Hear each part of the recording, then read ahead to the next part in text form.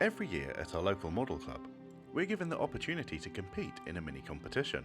This is usually with a small kit or figure provided by the club. We then have about 4 weeks to see what we can do with what we've been given. This year the theme was 1/72nd scale First World War aircraft, a niche that has been known to strike fear into the hearts of even the most accomplished of modeler. And with the kits mostly being of a certain heritage, this was going to be interesting indeed. I decided to up the stakes a little bit, with the excellent Edward Sopwith camel as a prize. At the end of the 4 weeks, we'll all bring our completed models back to the club, where all the members will vote for their favourite build. The final results and a gallery of the builds will be presented at the end of the video. Lurking at the bottom of the box of kits was a Toko Sopwith 1.5 Strutter. This was tooled in 1998, so luckily it's not that old. It also turns out that Toko were Roden before Roden were Roden. That's a lot of Roden. Anyway, let's take a look at what we got in this kit. The instructions look straightforward and fairly easy to follow. Unfortunately, Toko didn't provide a rigging diagram, so I'll have to do some googling. The decals look okay for their age. They are in register and nicely detailed. The actual kit parts of the model were quite interesting. There seemed to be a mix of hand and machine mastering on the parts. There was a fabric texture on the wings, as well as really fine stitching on the fuselage sides. Other parts like the guns and the engine were really crisply moulded. There was however going to be some flash to clean up. I'll probably make some minor adjustments to the kit to add some detail and add to the overall look. The fabric effect on the wings to me seems a little overdone, but it should settle in nicely after a few layers of paint. Anyway, let's get on with the build. All the parts were removed from their sprues with my god hand sprue cutters. I'm James, and you're watching LPJ Models. The construction, as to be expected, started in the cockpit. The interior details were rudimentary and not particularly accurate, but because of the scale I wasn't too bothered with this and just cracked on. Before doing any more work on the interior, I decided to redefine the join between the cowl and the fabric fuselage sides. This was almost invisible on the regular kit, so I scribed in some new lines with my trusty razor saw. This was started by doing several very light passes to establish where the line was going to be. A smart modeler may use some scribing tape as a guide, but a smart modeler I am not. But in the end it came out okay, and luckily there were no wobbles or deviations. The fabric on the interior was then sprayed. For this I used MRP 256 bleached clear dope linen. This was sprayed straight on the plastic with no primer. The wooden ribs were then painted with Vallejo Panzeraces 310 old wood. Because most of this won't be seen, it didn't have to be overly neat, but I did try my best. For most of my detail painting I use a Artis Opus Series S 20 sable brush. These brushes are really nice and if treated well can last a very long time. The interior framework was painted with MRP black.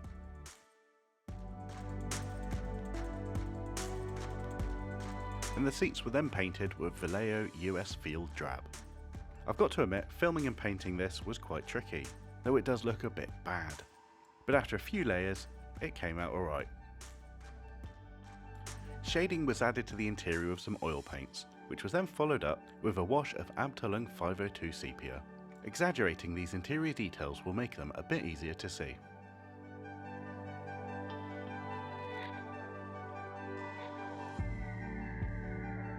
Because there were no locator pins, I had to be very careful when assembling the two fuselage halves. I made sure to use plenty of glue, for two reasons. Firstly, using plenty of glue should make it easier for me to line the two halves up. I should be able to slide them round into place. And secondly, when the fuselage halves are together, when I add pressure, some of that dissolved plastic should squeeze through the gaps and go some way towards filling any gaps that I might have to fill in the future. As you'll see in a moment, I still had gaps to fill, but I did expect to have to bust out a little bit of filler for this kit. In this clip you can see that the fuselage halves are very slightly warped, but it's nothing pressure and thorough gluing can't fix. Once the glue had dried, I used sprue goo, a mix of sprue and glue, to fill in any remaining gaps on the fuselage. Because this filler is made from plastic, Any excess will be just as easy to sand as the surrounding kit plastic, which was, as you probably guessed, the next step. The seams on the fuselage were tidied up with various grits of sanding stick, starting off with a coarse sanding stick to get rid of the worst, and moving on to finer grits to polish and smooth the plastic.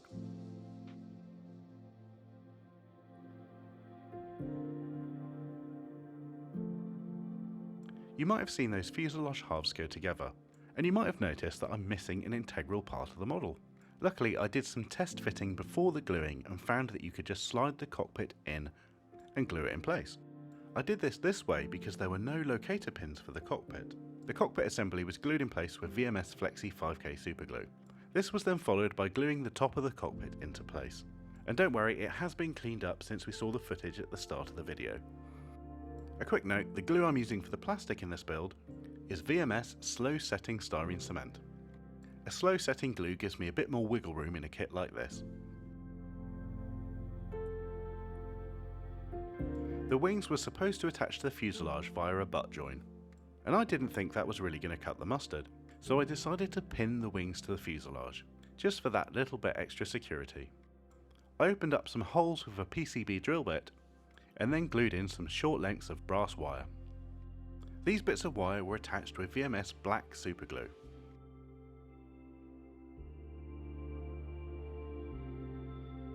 To make sure the holes matched up on the fuselage, I used a dab of black paint on the ends of the wire, touched it against the model, and used these black marks as a guide as to where to drill.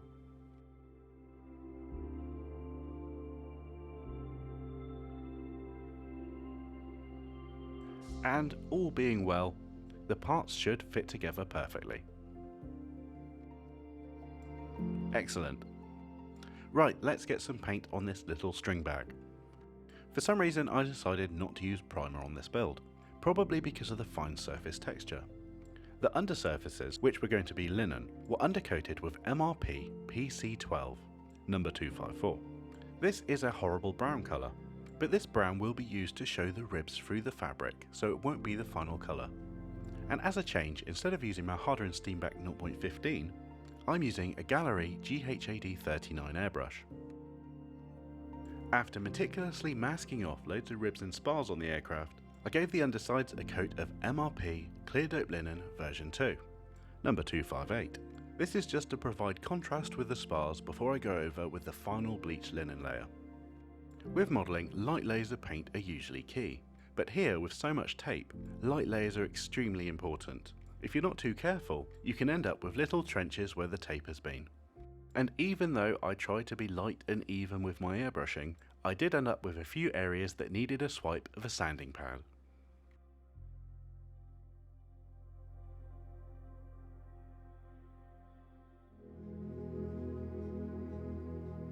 Once I'd painted all of the tan areas, it was time to peel off some tape.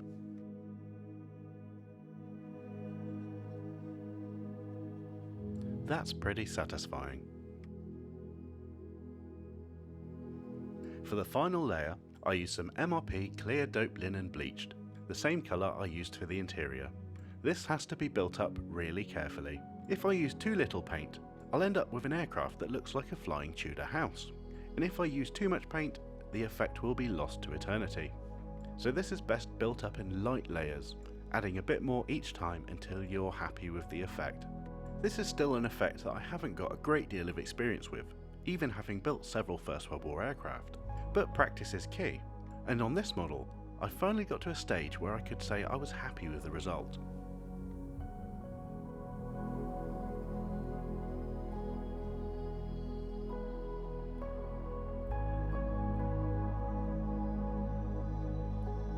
One thing I really try and do in my newer video is show everything happening in real time. I think it's essential with a technique like this, because you can really see how the paint goes down. Anyway, I'm happy with that, let's move on to the upper surfaces. Instead of the ribs being darker this time, I wanted them to be highlighted. So the upper surfaces were all painted in a yellowy green colour. Any yellowy green will do. But for this one I used MRP Zinc Chromate Primer. I thought it would be stark enough to show through the dark green upper colour. For the main upper side colour I used MRP PC10 Early, number 252. This was initially painted on lightly, as if I used it at full strength, it would take a lot of layers to blend in the highlighted spars. This is a funny colour. It starts off as a horrible brown, but as you add more layers, the green tones start to show through. But because this PC10 is still quite a potent colour, I had to be extremely careful with my layers. I don't want to accidentally go too heavy and cover up all that masking work and have to do it again.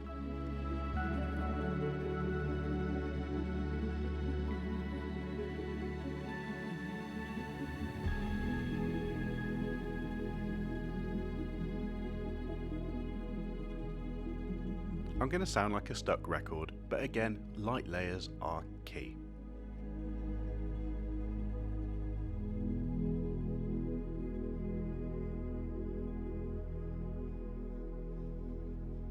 That should do the trick. Let's get some decals on. To bed the decals in place, I used VMS Decal Set and Fix. This was applied liberally to the area where I wanted the decal to sit. As usual, I didn't use any clear coats before applying my decals.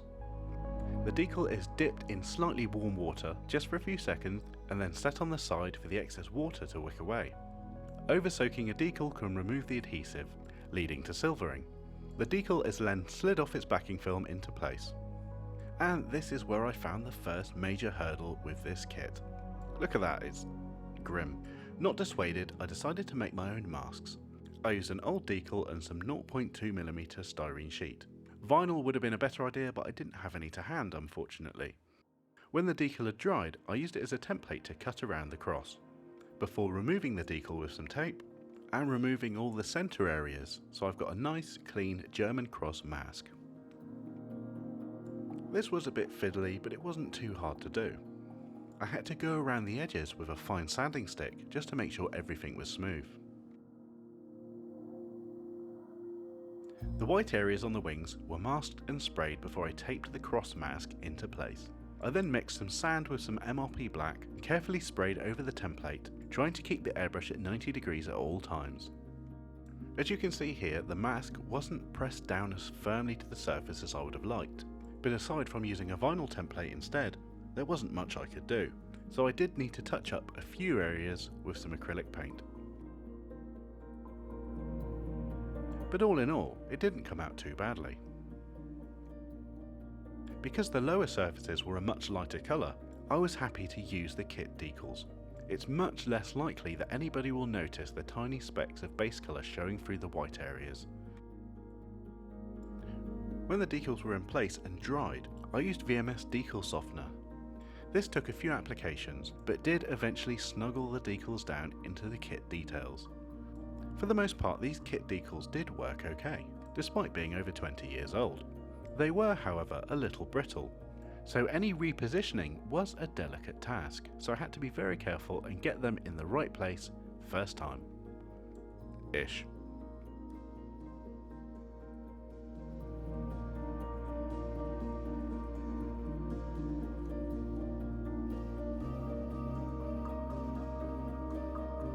To protect the decals, the entire model was given a layer of VMS satin varnish. While I don't seal the paint before decals, I always seal the decals in to protect them from oil paint and the further weathering process. This also helps to blend the decal film into the paintwork.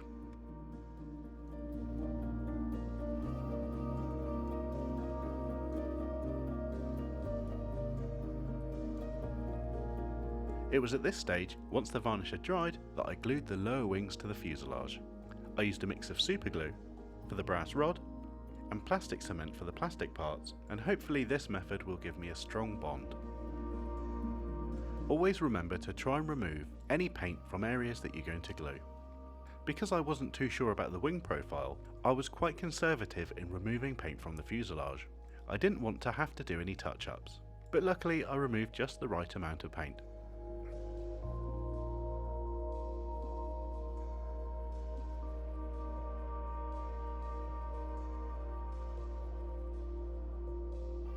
The engine was painted in alclad colours and weathered with oils off screen, before gluing it into place. The front of the cowl was then also carefully glued into place. This was painted off camera with MRP medium RAF grey. Right, let's tackle some of the wooden parts. All the wooden parts were given a base layer of MRP Pale Wood 259. This is a great colour to use as an underlayer before using oils. Laminations were painted in acrylic on the propeller before applying a mix of burnt umber and sepia oils. This mix was brushed liberally over the propeller. I then used some tatty old brushes to brush the oil away and give the impression of wood grain.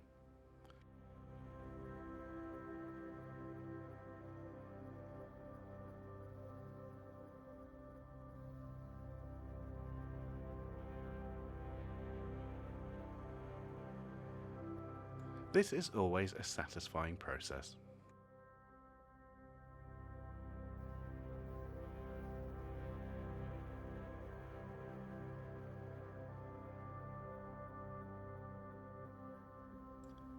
Then a mix of mostly yellow ochre with a touch of burnt umber were brushed over all the spars, struts and other miscellaneous wood items.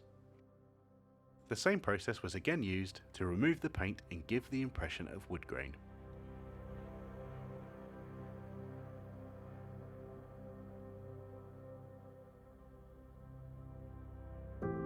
I broke the rear gun mount whilst removing it from the sprue, so I quickly knocked one up in Fusion 360 and printed it out. This was then painted with the same grey I used for the cowling. In my research I saw several types of gun mount, and I saw this quirky rounded one, so I decided to use that as a reference. Anyway, this was glued in place with super glue. It's a shame my trembly hands didn't get it into the right place the first time, but luckily I had time before the glue set to move it carefully into the correct position.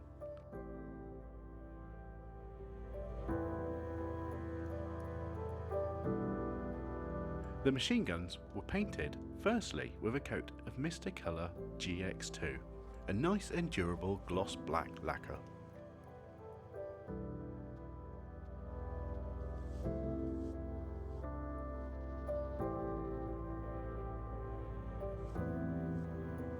When this had dried, the guns were painted with Mr. Metal Colour Dark Iron. This buffable metallic is great for machine guns.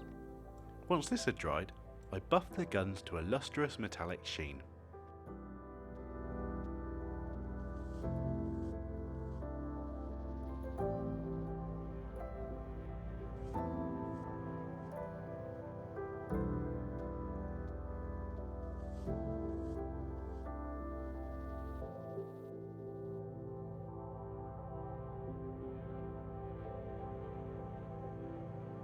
The front machine gun was then glued in place with VMS superglue.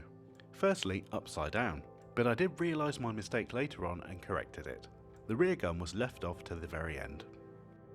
So here are all the parts painted and ready for weathering and final assembly. I think the paintwork came out pretty good. Let me know what you think in the comments below.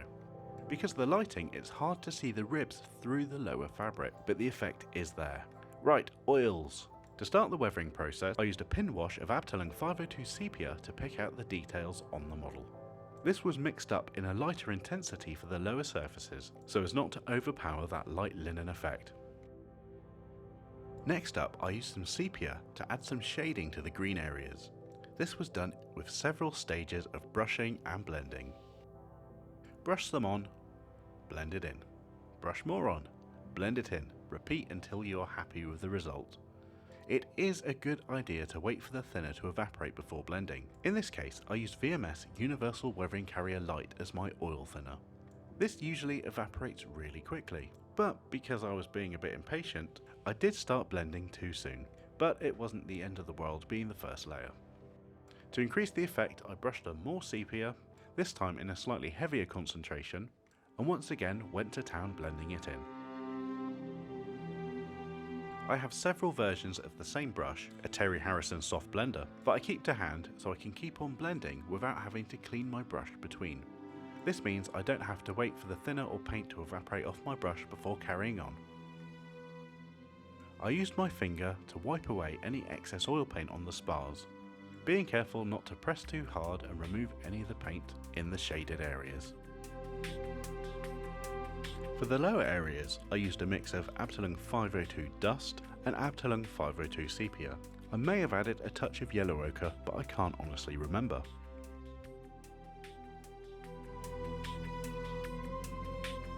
Again, this was blended away, leaving shadows and dirt only in the areas where I wanted them.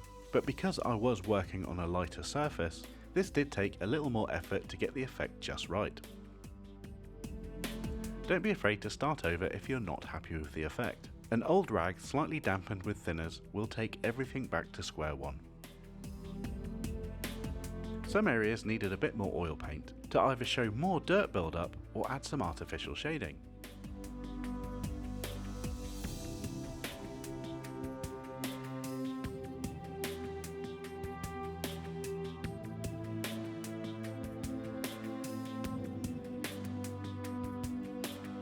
The same effect was added to the sides of the fuselage. And you guessed it, this was blended in carefully. I added some speckling of mud and dirt with several oil paint mixes, mainly using the colours yellow ochre, burnt umber and sepia.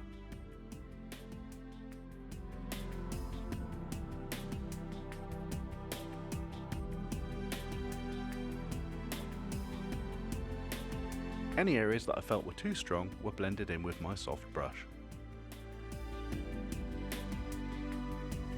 In a technique similar to that which I used on my Eindecker, I brushed in some muddy colours to the upper surface of the lower wing. Pictures and logic dictate that this area was a grime magnet, so I dabbed on loads of muddy colours in a similar way to an oil dot filter and stippled them into the surface. As well as another layer of grime, this will add some tonal variation to the finish of the model.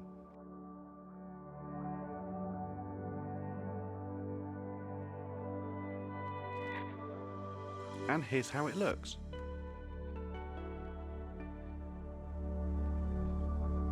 It's subtle, but that dirty effect is there. Before I attached the upper wing, I decided to rig the fuselage and tail. I attached the rigging wire, Infineon Model 1700 elastic cord, with VMS superglue that was applied with an old airbrush needle. Some of the rigging holes were non-existent and needed to be drilled out with a micro drill bit, but this wasn't too tricky. Rigging is always a funny one.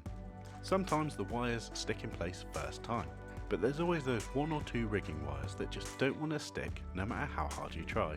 Luckily, I only had one or two of these, and these were wires that attached from the upper wing to the lower. Luckily, the rest of the rigging went without a hitch. It's not the tidiest, but it looks alright. I've always avoided 1/72nd First World War aircraft, not because of the rigging, but because I always had trouble attaching the top wing.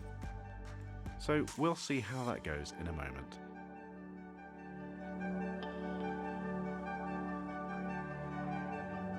All the wires that attach from the upper wing to the lower were glued in place before I glued the upper wing into position. The holes were opened up with a micro drill bit, and all the wires were glued into place with VMS superglue.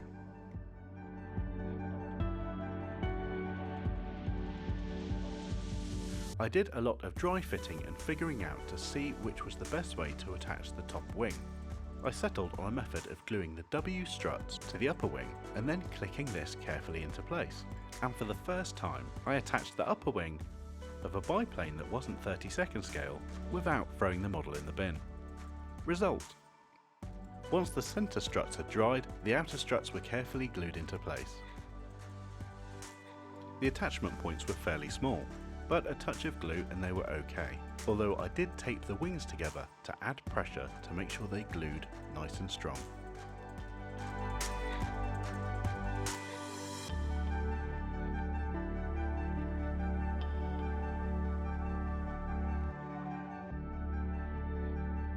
The next stage was to glue those rigging wires that were dangling precariously from the upper wing.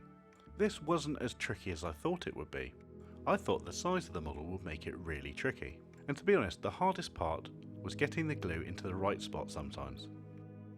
But with some patience and determination, I got there in the end.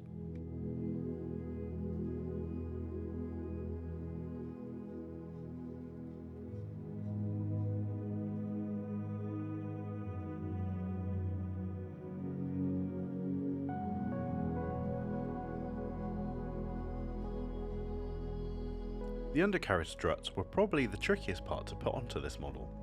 I had to cut away small sections of the central crossbeam for the side struts to fit, and I had to be really careful when gluing the whole assembly to make sure it dried in the right position.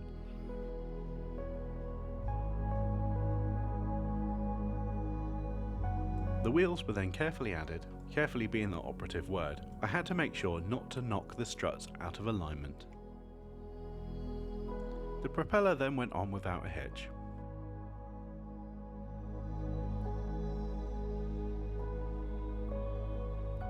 One of the final details to glue onto the model was the rear machine gun. This was glued in place with VMS superglue.